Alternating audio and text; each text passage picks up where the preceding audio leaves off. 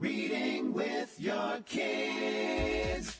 Hola, ni hao, konnichiwa, assalamu alaikum, shalom, mahaba, ciao, bonjour, namaste, jumbo. Bienvenidos. Hey, my name is Jedley. Welcome to Reading with Your Kids. We are coming to you from the beautiful, wonderful, historical neighborhood of Reedville in the southwest corner of Boston, Massachusetts. We are so very honored and so very delighted that you're joining us in our mission to help all families all over the world grow closer through reading. We do that by sharing fun, thoughtful, and thought-provoking conversations with amazing and fascinating people who just happen to be writing books for kids of all ages. Please be sure to tell all of your family and friends about the show and let them know that they can listen to us on the WREB AM/FM 24/7 radio network. And they can find us on the iHeartRadio app, Spotify, Apple Podcasts, Good Pods, Podcast Addict, Amazon Music, wherever you find your favorite shows. We have three wonderful conversations to share with you today. Jenna James will be here, kicking off the show, celebrating her Mozzarella series of books.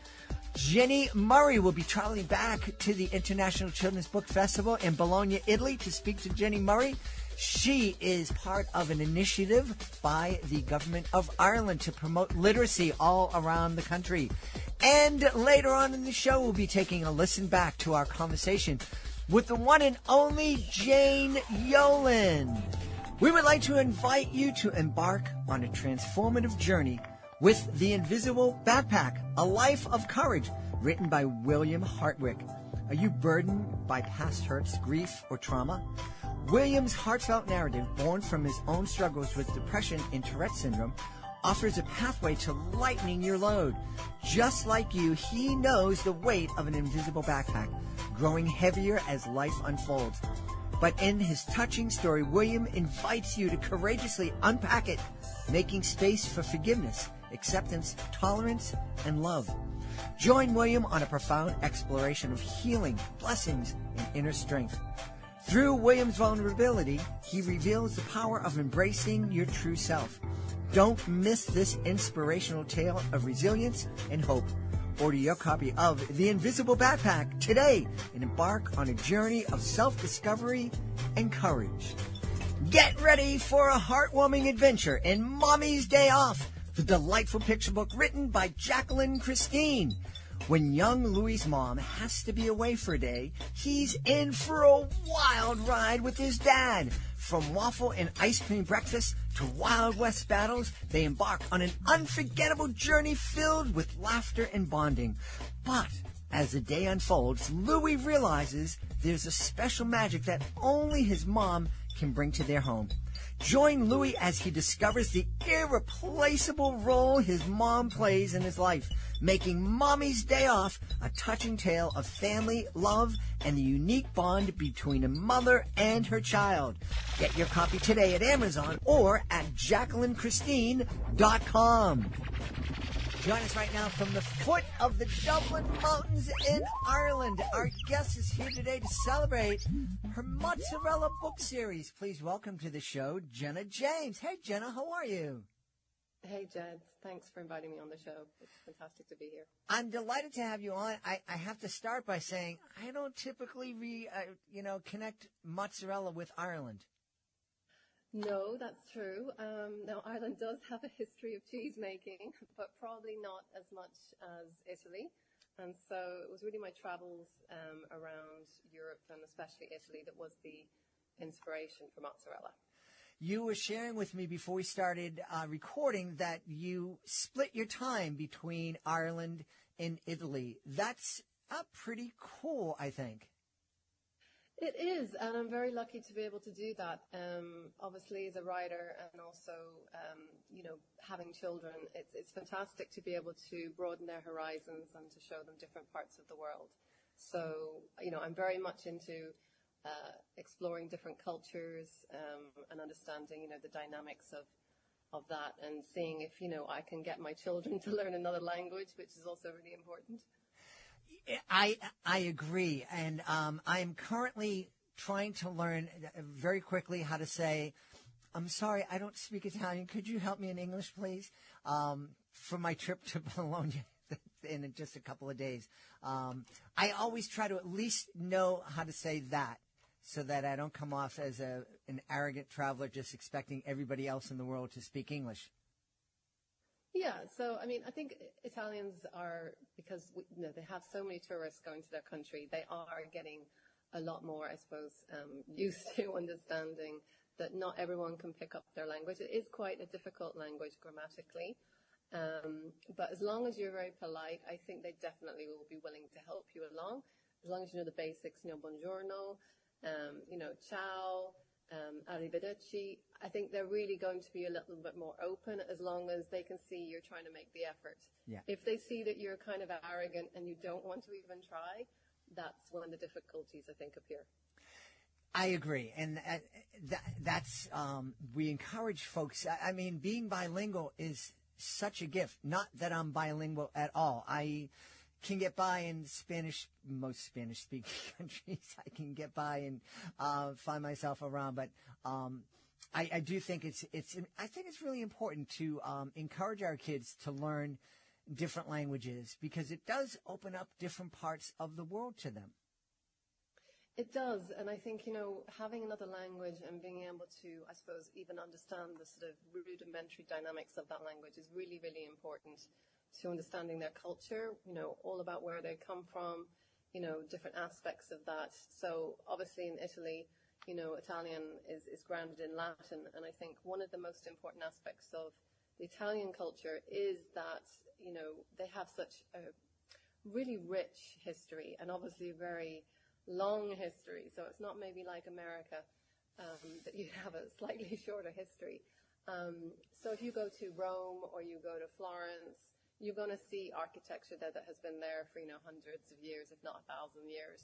And it's going to be, really opening your mind to different parts of that culture. So I think it's really important that you have that sort of in you, that you're willing to participate in their culture, interact, and to understand a little bit of their language. I know I've shared this before. We've hosted international kids in our home, many from Italy and many from China. And there was one time I was taking one of our Chinese daughters around the city of Boston, and I very proudly pointed to a building, and I said, that building is almost 400 years old. And then we went home and Googled her city in China and discovered that there is a bridge there that's 1,200 years old. So I said, ooh, okay. So tell us about the Mozzarella books, please. Yeah, so again, from sort of my travels and my inspiration of, going around Italy, I decided that I had two children and that they really love reading. And so obviously trying to put together a story that would really, I suppose, engage for them, get their imagination going. We used to take walks, obviously, around where we lived at the time in Tuscany, and so I drew inspiration really from those walks that we would have. And so obviously Mozzarella is actually set in a little church which we used to pass on our walks. So Mozzarella and his family actually reside in the cellar of this little beautiful church in Tuscany. And so it's all around really his adventures with his family, his nonna and his sister Fontina. So you'll see a running theme, obviously, of cheese throughout the book. Each character is actually named after a famous cheese. And his uncle, who doesn't live with them, but he globetrots, he actually goes all around the world looking for the golden bocconcini. Now, the golden bocconcini in the book really are a symbol of eternal happiness. So his uncle Parma is currently in New York, and he's trying to get clues as to where the golden bocconcini could be hidden. So we will see throughout the series they get closer and closer to finding the golden bocconcini and the eternal happiness. But really the underlying theme of that is that, as humans, we're always chasing happiness. But we're sometimes not really living in the moment. And so Mozzarella is around obviously enjoying your adventures, enjoying your day-to-day, enjoying your food, enjoying, even your sleep, but not sort of putting off really being happy tomorrow, being happy in the moment. And each story also has a moral theme.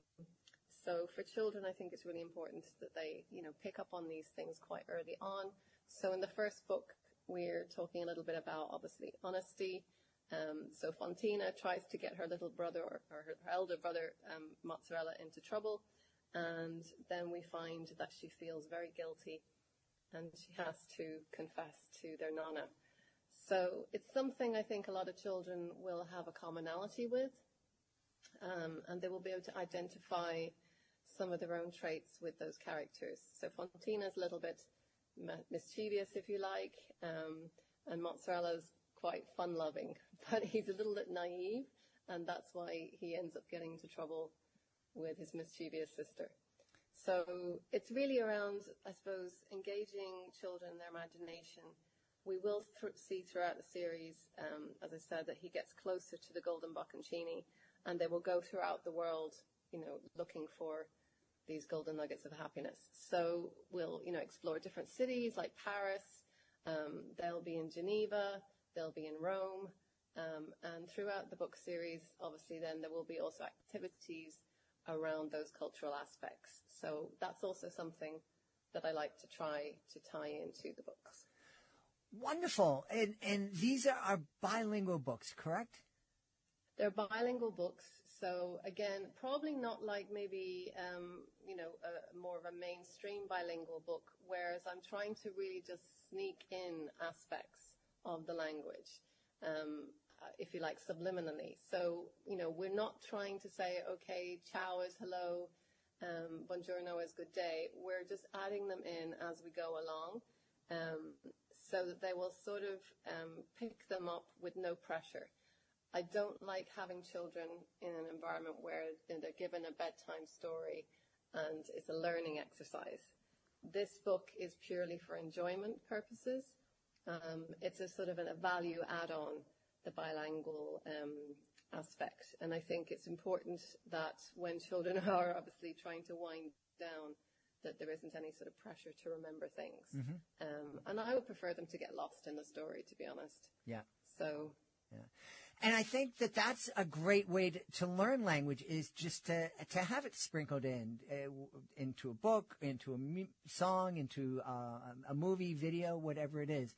I'm amazed when I'm watching something from the BBC and the people are watching with me and they have no idea what a flat is or a lift or a lorry, and I'm like, haven't you ever seen anything from England before?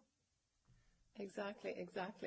And, the activities are something that they can do, not even at bedtime. They can do them the next day. There's also interactive recipe cards. So, again, without any pressure, I'm trying to sort of nudge parents to engage in an activity with their child, be it, making a cheesecake or making some ricotta cookies. Something different, something where we have some quality time. Because I know that these days parents are under a huge amount of pressure. Even sometimes getting that bedtime story out is quite difficult, They've literally only walked in the door.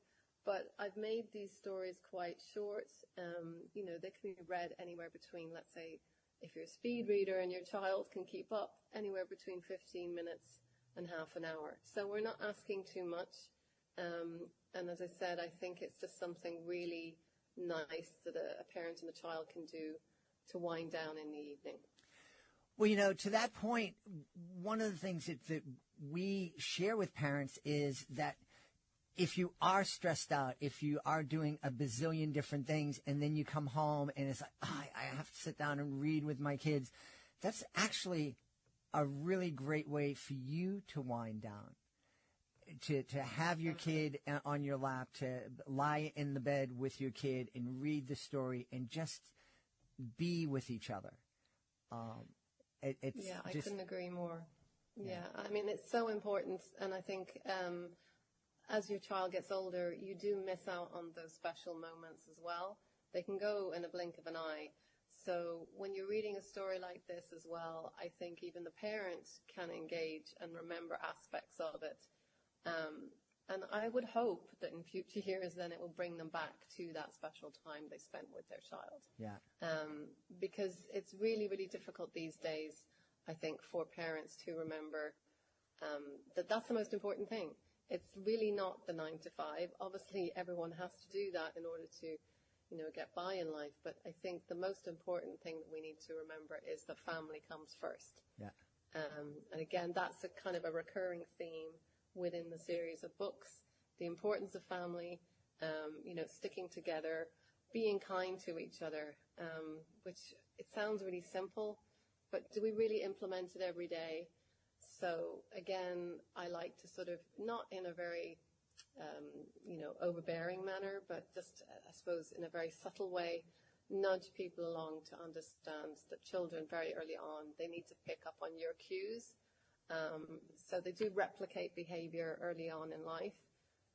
And again, these books are, I think, really put together to help parents understand and navigate those difficulties around maybe explaining things like honesty or being kind and when to be kind. And I think, again, this is something that maybe we're losing, maybe with the void of, lack of religion at the moment, but I think it's about, parents really remembering that children will be their greatest, I suppose, aspect to their life. There isn't anything more satisfying than seeing your child grow up to be a wonderful human being. That is true. That is true. My kids right now are 27 and 30. And when I just had someone say to my beautiful wife the other day, your son is such a great guy. And, it seems silly. Well, like, yeah, he's 30, he's an adult, he's on his own, he has his own home, all that kind of stuff. But it's like, no, yeah, we had a hand in helping him become a great guy. That's exactly it. That's what I mean. It's so rewarding. And as I said, there's no one else there to do it. They're your children. You can't wait for someone else to step in, to help them along. So again, I think it's just something that everyone has to remember, and I would like to think that Mozzarella, just as a little children's book, would, really stand out to holding those values that maybe sometimes we've kind of forgotten in today's, fast-paced society.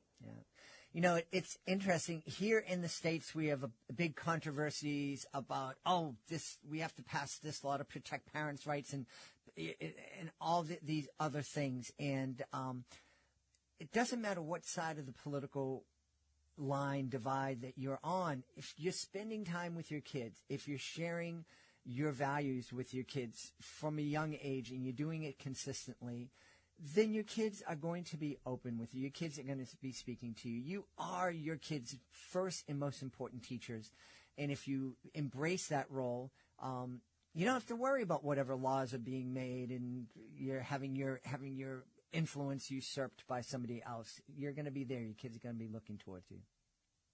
Absolutely. And I think one of the things that is really important we have to remember is that we have to be credible parents. Mm-hmm. And by that, I mean, you actually have to do what you say. Mm-hmm. Children, they're pretty smart. So they pick up on if you're saying something to them, oh, you should do that, but you're actually not doing it yourself.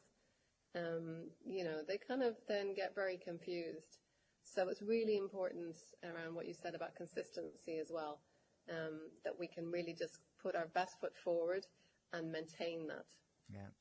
You mentioned that you love to travel and that you're blessed to be able to travel and take your kids to Italy, back to Ireland, back and forth. Are there any other nations that you're hoping to spend some real quality time in and immerse yourself in their culture? I'm always open to different cultures, so at the moment we are considering going to Canada, and that's because I'm actually starting another book, which is kind of more based on the character who would live in BC, in British Columbia. So I want to get a little bit more inspiration, probably by, seeing the sights and, engaging with the communities there. So Canada is somewhere where I really think, my children will enjoy, I'll enjoy. Even Quebec, we're really, really interested to go there and to see the sort of the French cultural aspect there. So that's sort of next on our list. But other than that, we're still exploring. I mean, there's so many different places in Italy we actually haven't been yet. Mm-hmm. So it seems that, we might have covered it all. But no, I mean, there's so many beautiful little towns in the south that we haven't explored yet. So it's always a constant exploration and discovery. So, but Canada as another country is sort of next up on our list. Awesome. Canada is a wonderful, very polite country. It really is wonderful. In Montreal, Quebec, I personally like Quebec City more than I like Montreal. Both are great places and very different. But Quebec City, for me, it's a big city, but it's accessible. You can walk around it, and there's the old part of Quebec City is really wonderful, and it's as close to being in Europe as I've gotten so far until Thursday. Yeah, I mean, I think it'll be really great to visit and to understand, the bilingual aspect there, because it's going to be slightly different, isn't it, than what we're used to now with the Italian and English sort of dynamics. So I'm really, really interested to learn how, communities, deal with that, because I'm sure that it is really difficult. It's a bit like Ireland, that the Irish language has been slowly sort of, I suppose it's not that it's dying necessarily, but it's not as popular as it was. So it's very difficult for local communities who are steeped in their own native language to keep it going. So I'm very interested to know how Quebec deals with that. Yes. Well, they're very determined to keep their language alive, and to the point where they sometimes say, "No, we want to be our own country." Where can people go to find out more about Mozzarella and also find out more about you, Jenna? Yes, so we actually have a website, so you can go to www.mozzarellabooks.com, and you will learn all about the book there. But obviously there's also on Amazon, Barnes & Noble, there's also a small snippet about my author bio there. But really, you're going to see us all over socials. So you're going to see us on Instagram, on TikTok. We will be starting Facebook. But at the moment we're concentrating on Instagram and TikTok. So we do little videos, and shortly we will be actually doing downloadable printables on Instagram. So you'll be able to download some coloring pages, some activities for your child. So please stay tuned for that. Awesome. We've had a great time speaking with the author of the Mozzarella books. Our guest has been Jenna James. Jenna, thanks so much for being with us. Thank you, Jed. It's been a pleasure. Hey, are you ready to ignite a passion for reading in your students? Introducing bookandauthor.com, your gateway to literacy connections. With bookandauthor.com, connecting your school with talented authors of captivating kids' books has never been easier. Simply visit our user-friendly website and explore our extensive database of authors. Filter your search based on budget, genre, and availability. Discover the perfect match for your school and your students. But that's not all. With bookandauthor.com, you have the power to request a proposal. Let vetted authors come to you with their tailored ideas, ensuring an unforgettable literacy experience for your students. Don't wait any longer to inspire young minds through the magic of books. Visit bookandauthor.com today and open the door to a world of literacy connections. Bookandauthor.com, where literacy comes to life. Before we invite our guest into the studio, I would love to invite you to visit a very special website. It's clownswithoutborders.org. Clownswithoutborders.org. This is a group that I absolutely adore. I am part of Clowns Without Borders, and I had the honor of being part of the 2023 tour of El Salvador. I had so much fun joining with artists from all over the world to bring a smile to people who really needed it and really appreciated it too. And we would love for you to join us as a monthly Joy Maker. The Joy Makers, they're a family of people just like you who love to laugh and make other people feel good. So please take a moment and visit clownswithoutborders.org and consider joining me as a Joy Maker. We're here at the International Children's Book Festival in beautiful Bologna, Italy, and I am speaking with Jenny from Ireland. Hi, Jenny. Hi there, how are you? I'm wonderful. This is an amazing event, isn't it? I mean, who knew there were this many kids' books in the world? It is. It's a massively overwhelming event if you've never been here before, but we are here from Ireland. We have come on a collective stand, and we've been coming for over 20 years at this stage, so it's fantastic to be here. We are travelling with 5 publishers to publish in Irish language only, and the other 3 publish in English. And we're here with other organisations like ourselves, with IBI Ireland and with the Laureate in Oak project. So the Laureate in Oak project is the National Children's Laureate for children's books in Ireland. So you have one in America, and it is called the Reading Ambassador, I believe, in America. And so in Ireland it's the Laureate in Oak, and Laureate in Oak is an Irish word, so it means Laureate of the Young People. And I work for an organisation called Children's Books Ireland, so you're obviously from a bigger country, so you probably have multiple organisations doing different things, where we are one organisation in Ireland that probably do the combined of all of those sorts of things.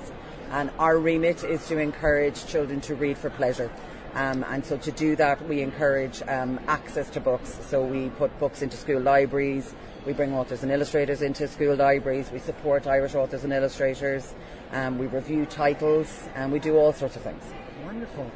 Tell me, what other than just getting books into the hands of kids, what other kind of things can we do to help kids develop that love of reading?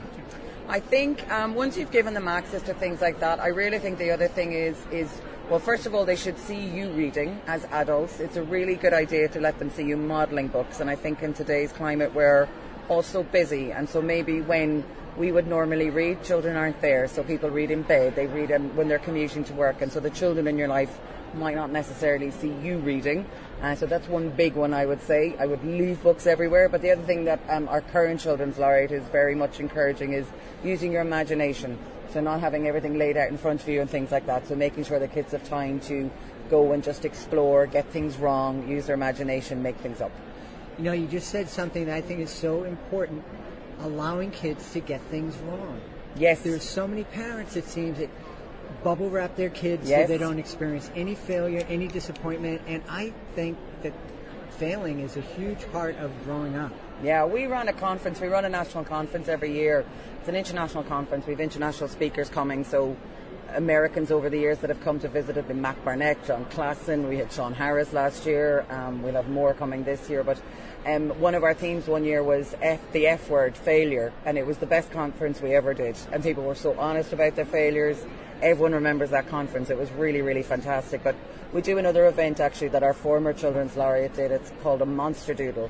And the reason it's called a monster doodle is that there's no wrong way to draw a monster. And so kids don't go and reach for an eraser or rubber, to rub out. They just kind of happily draw whatever comes out of their mind because there's no way to draw a wrong way. That's awesome. Yeah, That's so it's a pretty cool event. Yeah. One of the things that, the Reading with the Kids podcast, we're kind of preaching to the choir. Mm-hmm. Anybody who's listening, I assume, loves reading and wants their kids to read. There are a lot of kids out there who don't have a parent reading with them. What do you think we can do, or what are you folks doing in Ireland to encourage parents, especially parents who maybe aren't confident readers themselves? So that's a huge challenge. So there's kind of 2 approaches we take, I suppose, because we find there's a whole cohort of very interested adults, and they're aware of what their children are reading, or they're aware of what books might be out there that children might enjoy. And then there's a whole other cohort who have no idea of the level or the quality or the topics or the wide spectrum of books that there is for children and young people. So as an organisation, our remit is we talk to everybody, and that can be hard because you talk to the children, you talk to the adults, you talk to the teachers, the librarians, the artists. So you're not just speaking to children, you're not just speaking to the adults. So that can be a hard challenge for us. But we find that one of our big roles is educating the adults and children's lives about the range of books that are there. So we do a lot of media, we do a lot of mainstream media, we do a lot of niche children's books media that potentially this is, you know, that you're accessing people that are already reading or maybe already know how to access books. But we run something called the book clinics, whereby children can go and visit a book doctor, and they have a white coat and they write book prescriptions.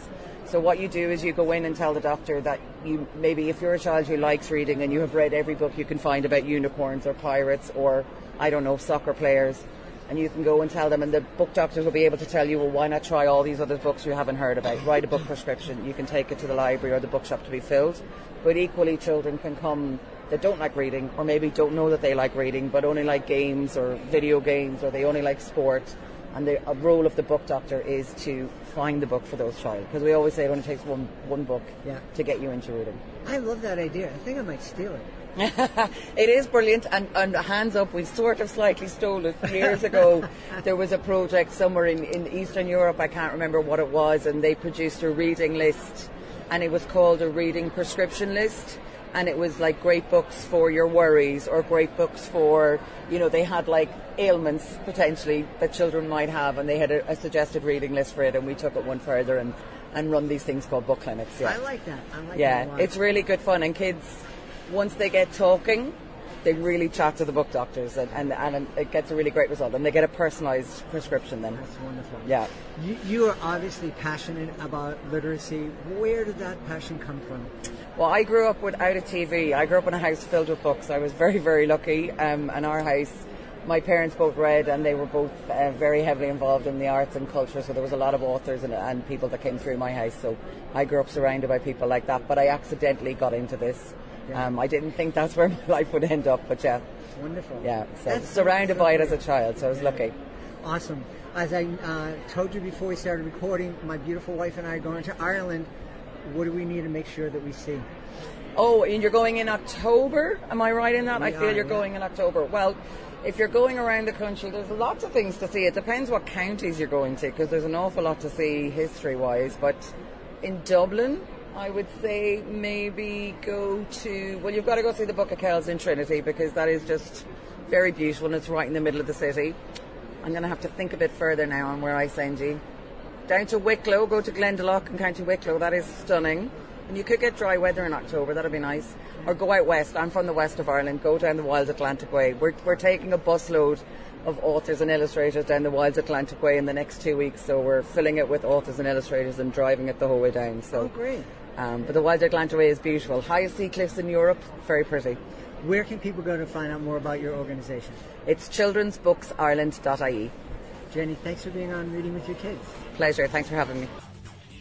Before we invite our guests into the studio, I want to ask you, are you looking for a unique way to support diverse voices in literature? Introducing By YQ Book Fairs, where every page tells a story of empowerment, culture, and diversity. By YQ Book Fairs is a 100% women and minority-owned initiative showcasing a hand-picked selection of diverse books that celebrate inclusivity and representation. From captivating narratives to thought-provoking poetry, our curated collection has something for everyone. And hosting a By YQ Book Fair is a super easy and a fantastic way to raise funds for your organization or cause. So why wait? Visit buyobq.com today to learn more about how you can bring the magic of diverse literature to your community while supporting women and minority-owned businesses. Right now, we're going to have a quick listen back to our conversation with Jane Yolen. She's published over 400 books. This conversation really is fascinating. If you want to hear the whole episode, just go to our website, readingwithyourkids.com. You know, you mentioned that you can see bears looking out your back window. I'm imagining that that's kind of where the inspiration for book number 400 came from. The name of the book is Bear Outside. You're kind of sharing us a little bit about that, about how that book came to be. Can you share with our audience? Yes. Well, it's a sort of a double bear story. I was working at that point on another bear book called A Bear Sat on My Porch Today, because that had actually happened. I was away in Scotland, and my granddaughter, who was house sitting for me, sent me a note that said, "Nana, a bear sat on your porch today and wouldn't go away. And I wrote her back and I said, and you have given me a picture book idea. And I wrote that one. And I was helping the editor find illustrators who lived in New England, hopefully, because it was a New England story. So I was looking online. I was looking through other books, and I came upon a woman whose work I didn't know, named Jen James, and her work was wonderful, but it wasn't quite right for the bear sitting on my porch book. It was not outrageously funny. It was really elegant and wonderful. But I sent it to him anyway, and he said, no. He had found someone in Portland who would be perfect for the book. And I said, oh, Portland, Portland, Maine. Mm-hmm. He said, no, Portland, Oregon. So I kept the picture of this little girl looking at the bear's mouth, looking empowered rather than scared. And I thought, there's a story there. I just don't know what the story is. And about 4 years later, I figured it out. Sometimes a story takes a long time. Sometimes it's right there at the very beginning. Mm-hmm. Is that part of the key to be able to write 400 books, is that you have ideas, and if they're not coming, if the story doesn't come to you at that moment, you file that idea away and keep coming back to it until the story emerges? That's part of it. The other part of it is I call paying attention. I think that ideas are everywhere. And when I teach writing picture books, which I do often with my daughter, I'll take the students out, and I will say, we'll walk in the back of our property. And I will say, if you don't come back in half an hour with 10 ideas, you're not working hard, and so when I was showing them how you do it, I said, oh, look, here's a little stone that's sitting up on top of a fence post. How did it get there? Did an animal bring it there? Did a bird bring it there? Did an elf bring it there? There are three different ideas. All, I don't know where they're going, but that's the start of an idea. So I don't think it's the idea. It's what you do with the idea. Because if I had given the idea of the girls inside the bear to Maurice Sendak, to Tommy DePaola, and to Shel Silverstein, we'd all come up with a different book. So the idea would be the same, but the books would be entirely different. Yeah. Tell us a little bit more about Bear Outside and about this little girl who's looking out the mouth of a bear. Well, when you look at the picture that's on Jen's website, it's a picture of a girl, and the bear looks as startled as the girl does, but it's a darker picture than I was wanting to put into the book. I wanted to write a book about girl empowerment, really. And this is a child who has found her own way. She has what is clearly an invisible friend who is a bear, who she wears like a suit of armor. And everywhere she goes, she feels she can do this. I can do this. I can do that. I'm feeling powerful, and I'm feeling safe, and I'm feeling that anything I want to do, I can now do. And it's the story of a day in her life. And in the very end, she and Bear go to sleep. And I won't spoil it for you. Well, that's beautiful. I love that image and of a girl who just knows that she can do anything and has that confidence. And that is certainly something that I try to help my daughter discover in her life. And I think hopefully in some ways she has. She's a wonderful, accomplished young woman right now. How do you think parents who are listening to this, who are reading Bear Outside with their kids, how do you think that we can help instill that confidence, that empowerment in our young daughters, especially? Well, I've been thinking a lot about this book, not only because it's the 400th, but why this book? Why now? Mm-hmm. And people see me, I can stand on a stage with 1,000 people in front of me and give a speech, and I'm not afraid. Put me in a cocktail party, and I go into the other room and sit down and read a book. Mm-hmm. Because I'm not good at small talk. And if I had a bear that could help me with my small talk, I would be really happy.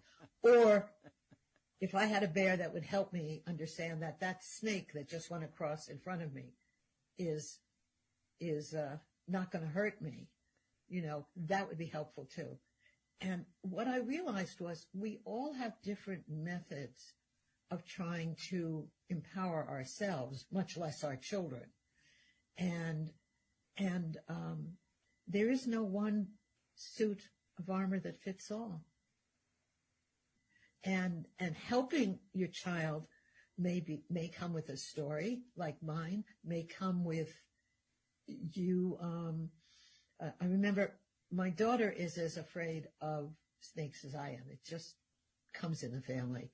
And we were walking along with my husband, her father, and her little girl who was 3 years old. We were out in a gorge in Western Mass, and the little girl, her name is Madison, was a little nervous and a little excited because she loved going on these adventures. But Heidi was thinking to herself, if a snake comes by, I'll probably end up throwing my daughter in front of me.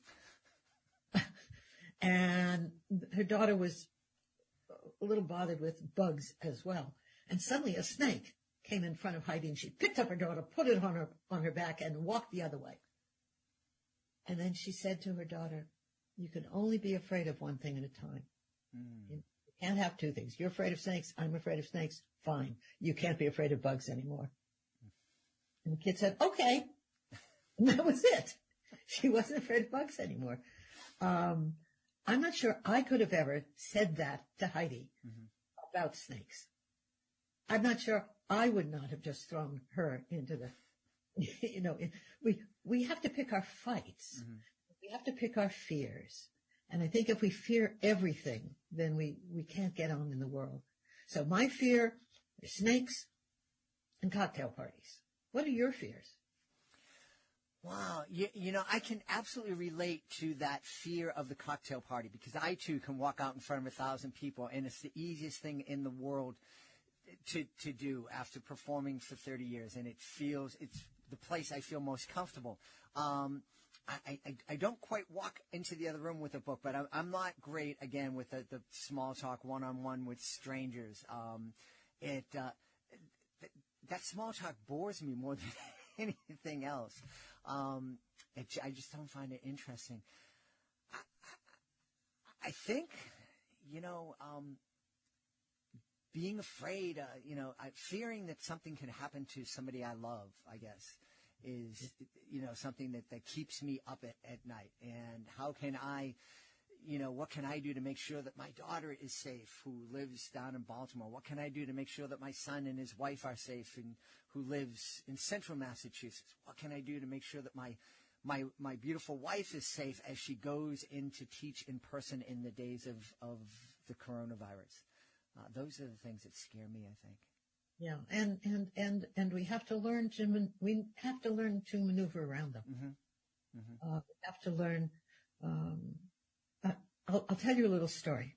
When my husband was very ill with cancer, and he wanted to go, we have a house in Scotland, and he wanted to go to Scotland.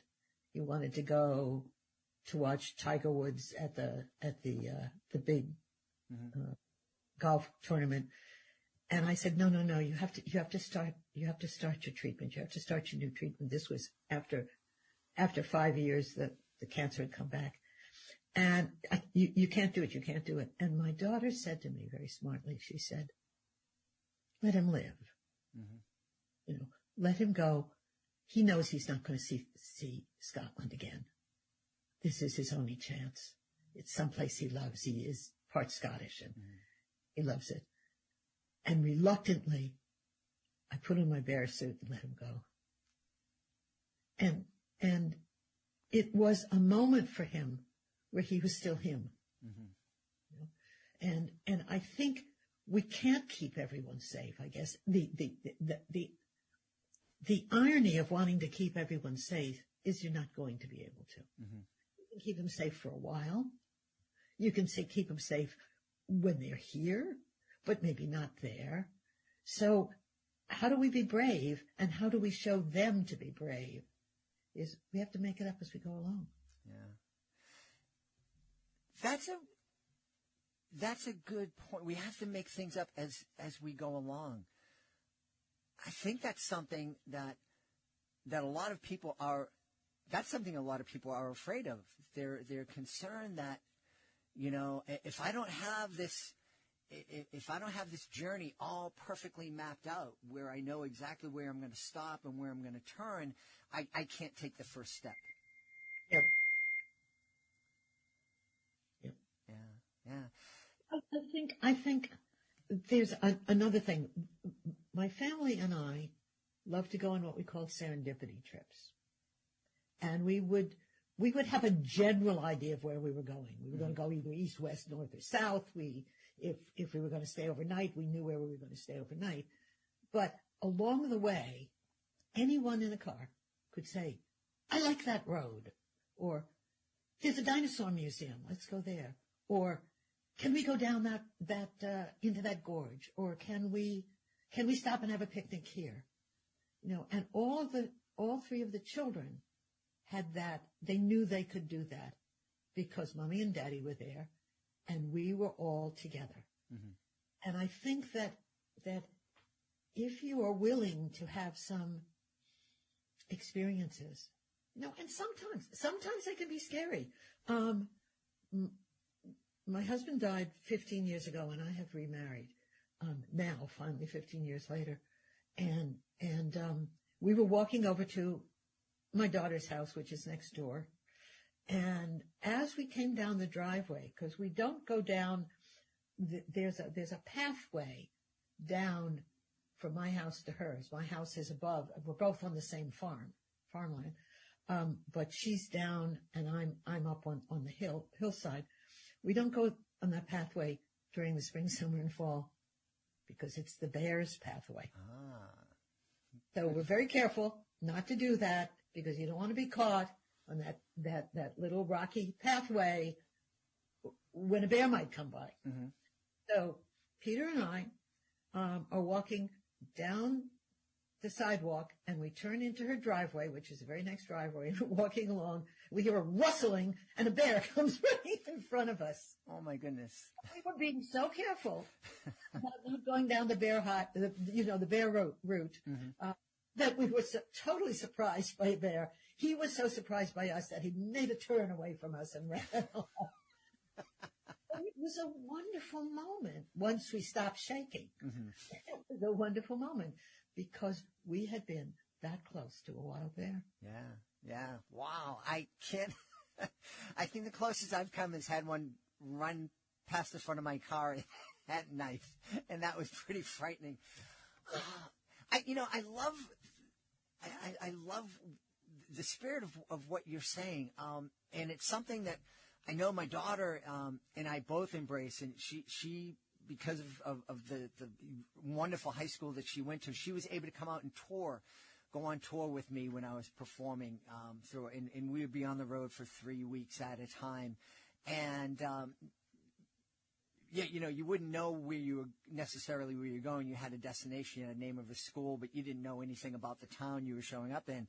And we had lots of wild adventures. And anytime we found ourselves kind of in the middle of it and not knowing when we were going to get out of it and how we were going to get out of it and how the story was going to end, we would just turn to each other and say, this is going to make for a good story later on. You know what? You know what disaster is? No, you know what adventure is? It's disaster averted. Disaster averted. So it's most of us have mini disasters all the time. Mm-hmm. The stove won't work. The toilet doesn't work. You nearly step on a bear or a snake. A bird goes past you and drops its whatever on you. But these make great stories later. Yeah. And it wasn't a total disaster. It was a disaster averted. Mm-hmm. You know, the bear didn't eat you. The bird didn't cover you with whatever. And you can talk about this and tell it at the latest dinner party you're having with your friends. Mm-hmm. It'll give you some ammunition at that cocktail party that you're so afraid of. Well, at cocktail parties, people come up to me and say, "So, are you still writing?" Answer for that. I want to say to them, "Are you still breathing?"